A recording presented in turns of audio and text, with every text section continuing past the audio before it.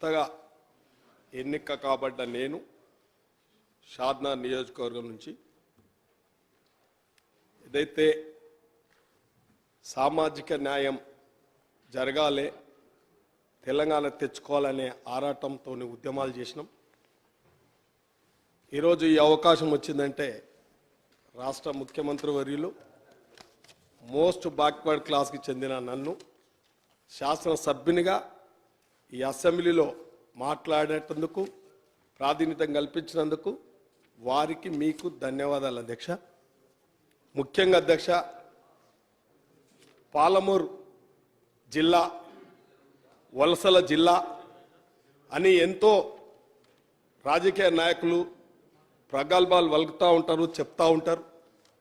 కానీ తెలంగాణ వచ్చిన తర్వాత పాలమూరు ఎత్తిపోతల పథకం గౌరవ మాజీ ముఖ్యమంత్రి వర్యులు చెప్పారు. కానీ ఈరోజు అది కార్యరూపం దాల్చుకోలేదు అధ్యక్ష. పాలమూరు ఎత్తిపోతల పథకం పూర్తయితే షాద్నగర్ కూడా తాగునీటికి సాగునీటికి కటకట ఉంది అధ్యక్ష. షాద్నగర్ ఎత్తైన ప్రాంతం, తాగునీరు లేక సాగునీరు లేక రైతులు ఇబ్బంది పడుతూ ఉన్నారు. ఇవాళ ఈ యొక్క పాలమూరు 72 జీవో కూడా మరి తెలంగాణ ఉద్యమం కంటే ముందు 72 జీవో కూడా ఇష్యూ కాబడ్డది. దాని ప్రకారం కాకుండా తమరందరికీ తెలుసు ఆ కార్యక్రమం మరి 5 లిఫ్టులు 6 రిజర్వాయర్లు అని చెప్పి గత ప్రభుత్వం ప్రారంభించారు. కానీ మరి లక్ష్మీదేపల్లి ప్రాజెక్టు రిజర్వాయర్కు ఎలాంటి పనులు చేపట్టలేదు, దానికి డబ్బులు కూడా కేటాయించలేదు, ఊసు కూడా లేదు దానికి. కానీ 80% పూర్తి చేసినాం అనేది పచ్చి అబద్ధం అధ్యక్ష. మరి లక్ష్మీదేపల్లి రిజర్వాయర్ నిర్మాణం చేసినట్లయితేనే షాద్నగర్కు తాగునీరు వస్తుంది కాబట్టి తీవ్రమైన సమస్య. మరి ప్రతి ఒక్క నాయకులు చెప్తారు షాద్నగర్ ఎత్తైన ప్రాంతం అని చెప్పి.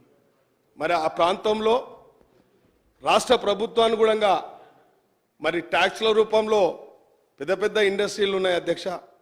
మరి రెవెన్యూ కూడా వస్తుంది. కానీ మన మౌలిక వసతులు, నీటి వసతులు ఇప్పటి వరకు కల్పించలేదు అధ్యక్ష. మిషన్ భగీరథ ఉంది, అది అస్తవ్యస్తంగా ఉంది అధ్యక్ష.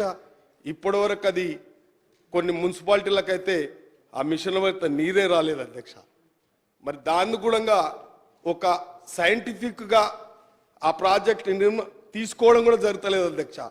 ఇష్టానుసారంగా తవ్వడం, ఇబ్బందులు చేయడం గ్రామాలలో కూడా జరుగుతుంది. ఈ జైంట్గా అందరు అధికారులతో కలిపి ఈ గ్రౌండ్లో మరి దాని ఒక ప్లాన్ ప్రకారం అయితే లైన్ లేదు, మళ్ళా ఇంటరప్షన్ జరుగుతున్నాయి, లీకేజీలు జరుగుతున్నాయి. మరి సోర్స్ కూడా మరి గ్రిడ్ ద్వారా కూడా సరిగ్గా సప్లై చేయడం లేదు. కాబట్టి ఆ డిపార్ట్మెంట్లకు సరి అయిన ఆదేశాలు ఇవ్వాలి అధ్యక్ష.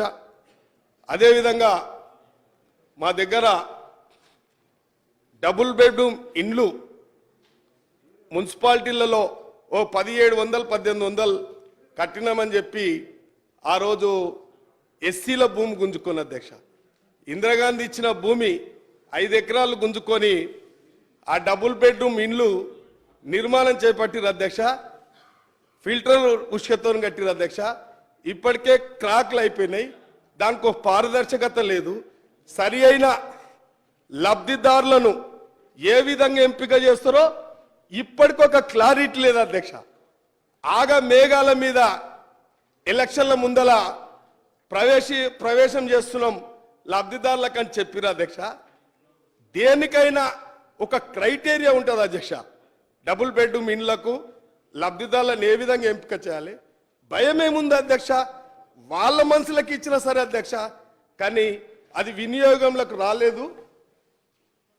దాని మీద ఉండగా ఒక సమగ్రంగా ఎంపిక విధానం చేయాలి అధ్యక్ష.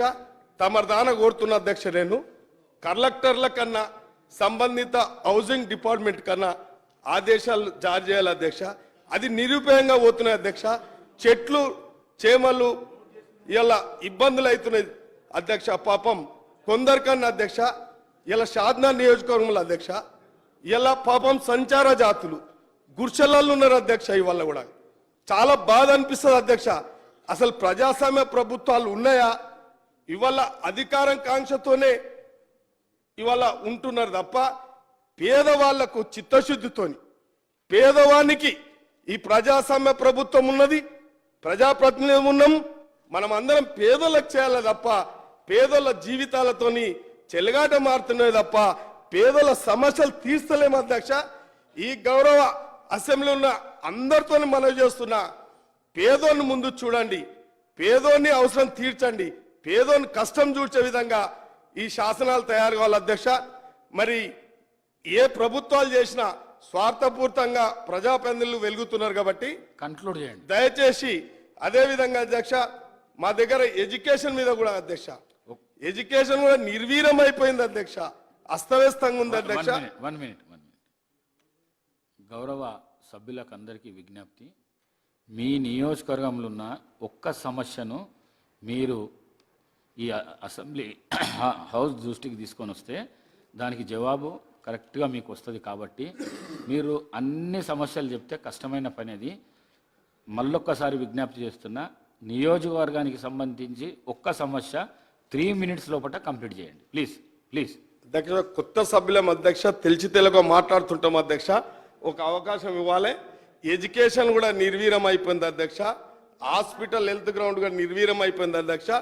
ఈ సమస్యల మీద మరి ప్రభుత్వం ఇప్పుడు వచ్చిన ప్రభుత్వమైన మాకు లక్ష్మీదేపల్లి ప్రాజెక్టు రిజర్వాయర్ చేపట్టే విధంగా చర్యలు తీసుకోవాలి అధ్యక్ష. అది తీసుకోకపోతే రేపు భవిష్యత్తుకు భావితరాలకు చాలా కష్టం ఉంది అధ్యక్ష. అదేవిధంగా ఎడ్యుకేషన్ కూడా అస్తవ్యస్తంగా ఉంది అధ్యక్ష. డబుల్ బెడ్రూమ్లు ఏ విధంగా పంచాలనో గైడ్ లైన్స్ కానీ రూల్స్ కానీ చెప్పండి అధ్యక్ష, అది పంచిపించే ప్రయత్నం చేయాలి అధ్యక్ష. ప్లీజ్. కంగుల కమలాకర్ గారు. గౌరవ సభ్యులు చెప్పింది నోట్ చేసుకున్న అధ్యక్ష. 3 సమస్యలు చెప్పిన వాళ్ళు ఆ 3 సమస్యలు సంబంధిత శాఖ మంత్రులకు పంపిస్తాం. మొదటిసారి సభ్యులు కాబట్టి 3 సమస్యలు ఇంపార్టెంట్. లక్ష్మీదేవి కాలువ సమస్య మాకు కూడా తెలుసు, మమ్మల్ని కూడా ఆహ్వానిస్తే వెళ్ళాం. తప్పకుండా సంబంధిత మంత్రికి పంపిస్తాం.